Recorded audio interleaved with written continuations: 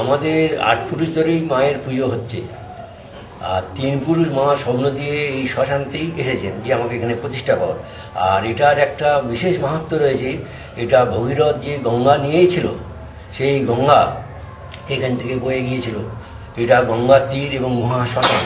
বহু দূর দূরান্ত থেকে গঙ্গায় ট্রেনে আসে এবং মায়ের দর্শনে আসে, মায়ের কাছে এসে মানসিক করে, তাদের প্রার্থনা জানায়। আর মায়েরও কিছু ওষুধপত্র আছে, অনেকের দোয়াও হয়।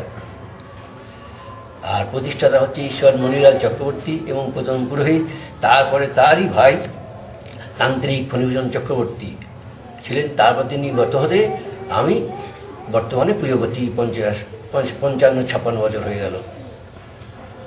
এই পুজোটা আজকের দিনে কেমনভাবে করা হয়?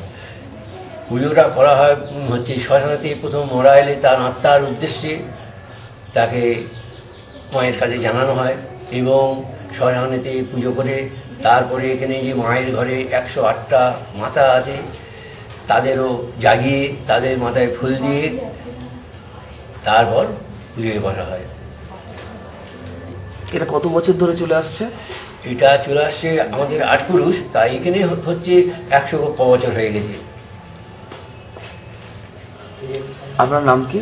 আমার নাম শ্যামল কুমার চক্রবর্তী। আচ্ছা, এখানে যারা এখানে মায়ের মন্দিরে এসেছি ভালো হওয়ার জন্য, রোগ টোগ সব ভালো, মনের বাসনা সব ভালো হবে, মা সব পরিপূর্ণ করে দেয়, সব ভালো হয় শুনে মায়ের মন্দিরে এসেছি, পুজো দিতে এসেছি। মার ওষুধপত্র নেব, সব ভালো হয় শুনে।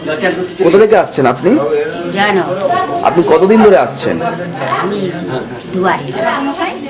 কি নাম কি আপনার? কল্পনা মণ্ডল। এই মন্দিরে এসেছি আমাদের মায়ের কাছে। আমার যে মনের কামনা, মনের কামনা পূর্ণ হওয়ার পরে দেখা গেল আমার যে মানসিক ছিল, হ্যাঁ, মা সব বিপদ থেকে আমার রক্ষা করে দেয়। হ্যাঁ, এই দীর্ঘ এখানে আসছি না হলো 30 বছর আমি আসছি মায়ের কাছে। আমার বাড়ি ভগতপুর আশ্রম। হ্যাঁ, আমার মৃত্যুটা উজ্জ্বল সরকার একটা মানুষ। আপনি কি প্রত্যেক বছর আসেন? আমি তো এই সপ্তাহখানে আগে আবার এসেছিলাম মায়ের কাছে। আর প্রতি বছর 30 বছর ভাবে আসছি। কালী পুজোর দিনে মায়ের কাছে এসে আমার মনের কামনা মায়ের জানাই, মা আমাকে উদ্ধার করে। হ্যাঁ, এই ছিল আমার পূজা। কি নাম কি আপনার? আমার নাম স্বপন সরকার।